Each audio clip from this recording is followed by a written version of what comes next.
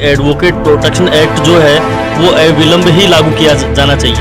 ये तो आप जैसे पत्रकार हैं जो उजागर इन बातों को करते हैं, पब्लिक के सामने ये सब चीज़ें आती हैं। अब वकीलों के जीवन पर बहुत बड़ा संकट आ चुका है, क्योंकि ये सड़क छाप जो गुंडे होते हैं ये उन वकीलों को नहीं समझते। एक मुकदमा किसी के लिए हम लड़ते हैं तो दूसरा पक्ष कहीं ना कहीं हमारा दुश्मन होता है, तो हमें वकालत का काम बदल करके दूसरा काम ढूंढना पड़ेगा। इससे अच्छा तो यह रहेगा कि हम सेना में भर्ती हो जाएं, कम से कम शहीद तो कहलाएंगे। मुझे काम चाहिए, काम न होने का बहाना नहीं चाहिए। वकील साहब, आप इनसे भी कहेंगे क्या कि हमें काम चाहिए, काम का बहाना नहीं चाहिए?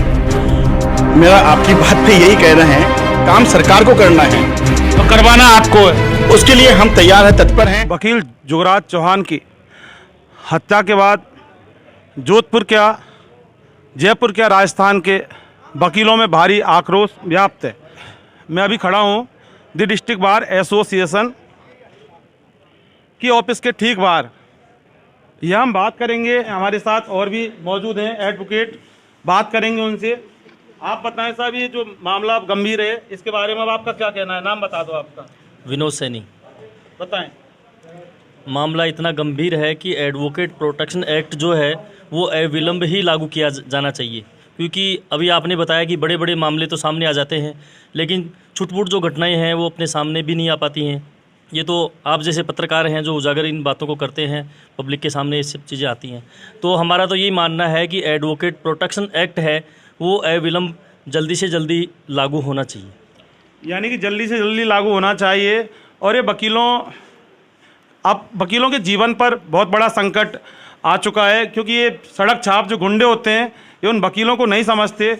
जो वकील बड़े बड़े अपराधियों की भी मुकदमे लड़ते हैं। और सबसे बड़ा ये सवाल एक यही है कि वकीलों में से भी कुछ वकील राजस्थान सरकार के अंदर बैठे हैं, और उनको भी इस तरह से देखना चाहिए कि इस तरह से जो वकीलों के ऊपर हमले होते हैं उसके लिए, उनकी सुरक्षा के लिए कानून जरूर पारित करवाना चाहिए।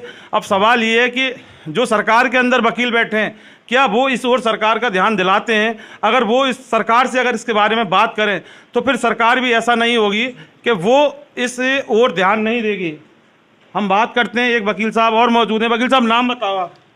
राकेश कुमार पारिक मेरा नाम है, और मेरा ये अनुभव रहा है कि आज समाज के अंदर, देश के अंदर जो वकील मेहनत करके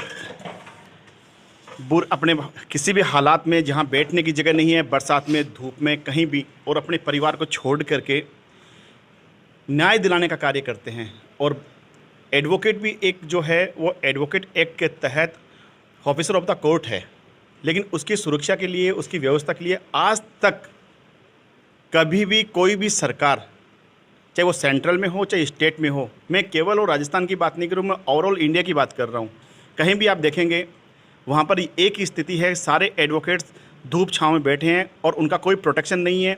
बाहर तो उनको असुरक्षा होनी, ये सबको जग जाहिर है, क्योंकि एक मुकदमा किसी के लिए हम लड़ते हैं तो दूसरा पक्ष कहीं ना कहीं हमारा दुश्मन होता है।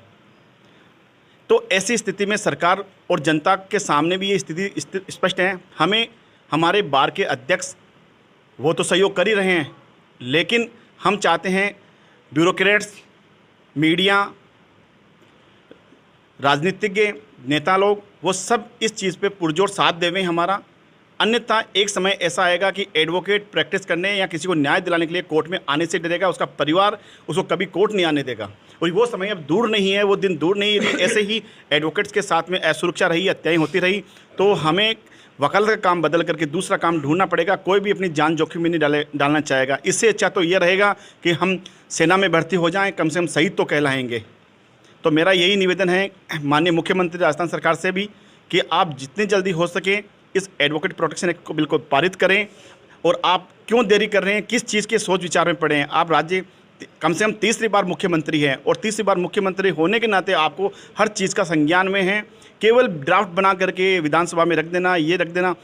मैंने पंडित जवाहरलाल नेहरू जी का एक स्लोगन पढ़ा था एक बार, मुझे काम चाहिए, काम न होने का बहाना नहीं चाहिए। यदि आप कांग्रेस सरकार में हैं तो उस बात को मैं आपको पुरजोर तरीके से याद दिलाना चाहता हूँ।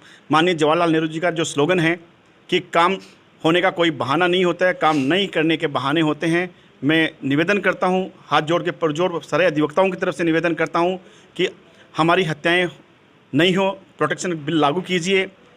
और यही मैं कहूँगा, मैं सभी से निवेदन करूँगा कि मीडिया जो सहयोग कर रही है आज, और ब्यूरोक्रेट्स भी साथ करें।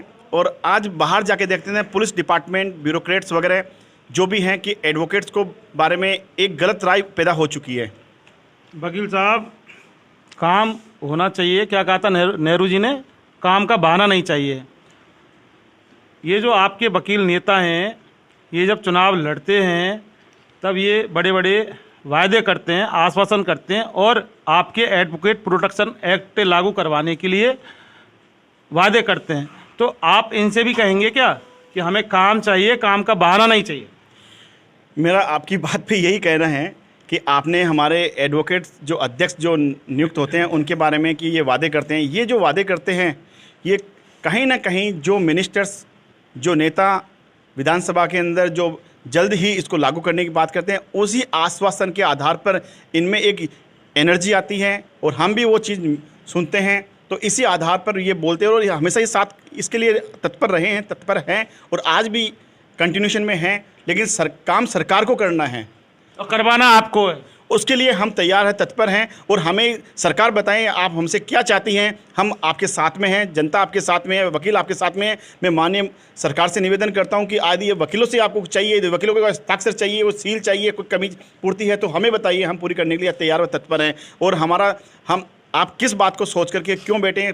राजस्थान सरकार के कई मंत्री यहाँ पर आते हैं और अपने जब सेरेमनीज होती है, प्रोग्राम्स होते हैं, उसमें हमें आश्वासन देके जाते हैं कि इस बार विधानसभा के अंदर हम आपका बिल पास करवा के रहेंगे, प्रोटेक्शन बिल पास करवा के रहेंगे। लेकिन उसके बाद में हमारे अधिवक्ता भाई जो भी लीडर्स हैं वो उनसे बार बार जाते हैं, निवेदन करते हैं, तो एक ही बात आश्वासन आता है। तो जो काम जिसको करना है उसको करके देना है। हमारा काम है उनसे निवेदन करना, हमारे बार के एडवोकेट को साथ रखना और हम हमारे प्रतिनिधियों के साथ में, हमारे लीडर्स के साथ में हमेशा साथ में हैं और वो उसके लिए पुरजोर तैयारी कर रहे हैं।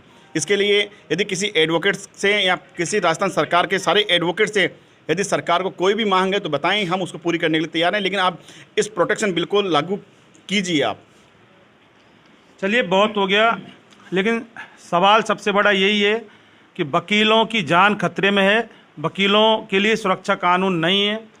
वकीलों के नेता भी आते हैं मैदान में, वोट मांगते हैं, एडवोकेट प्रोटेक्शन एक्ट की मांग करते हैं, स्थायी फंड की मांग करते हैं, दिलवाने की वायदे करते हैं।